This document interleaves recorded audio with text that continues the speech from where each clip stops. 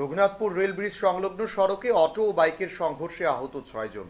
জানা যায় রবিবার রাতে বিশালগড় রঘুনাথপুর এলাকায় TR073797 নম্বরের অটো গাড়ির সঙ্গে TR07F8864 বাইকের সংঘর্ষ ঘটে। এতে অটো গাড়ি সহ বাইকে থাকা ৬ জন গুরুতরভাবে আহত হয়। স্থানীয়রা বিকট আওয়াজ শুনতে পেয়ে দৌড়ে ছুটে আসেন।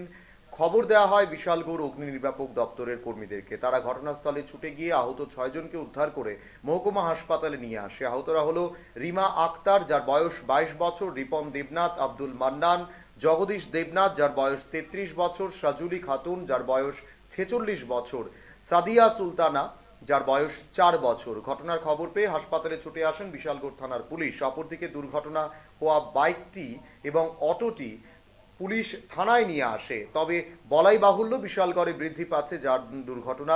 ট্রাফিক ও পুলিশ প্রশাসনে কোনো উদ্যোগ নেই, যার ফলে দুর্ঘটনার হার বৃদ্ধি পাচ্ছে বিশালগড়ে।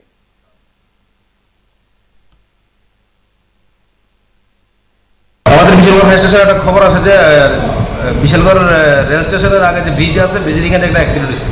তো খবর পাওয়ার সঙ্গে সঙ্গে আমরা এখানে যাই, দেখলাম যে একটা বাইক এবং একটা অটো গাড়ির মুখোমুখি সমস্যা হয়েছে। কয়জন আহত হয়েছে? এখানে ৬ জন সিরিয়াস আহত হয়েছে।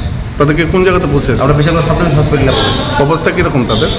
এর মধ্যে ৩ জনের অবস্থায় সিরিয়াস বিশেষ করে, আর ৩ জন মাইনর। আমাদের বিশালগড় রেল স্টেশনে একটা খবর আছে যে বিশালগড় রেল স্টেশনের আগে যে ব্রিজ আছে, ব্রিজের এখানে একটা অ্যাক্সিডেন্ট হয়েছে।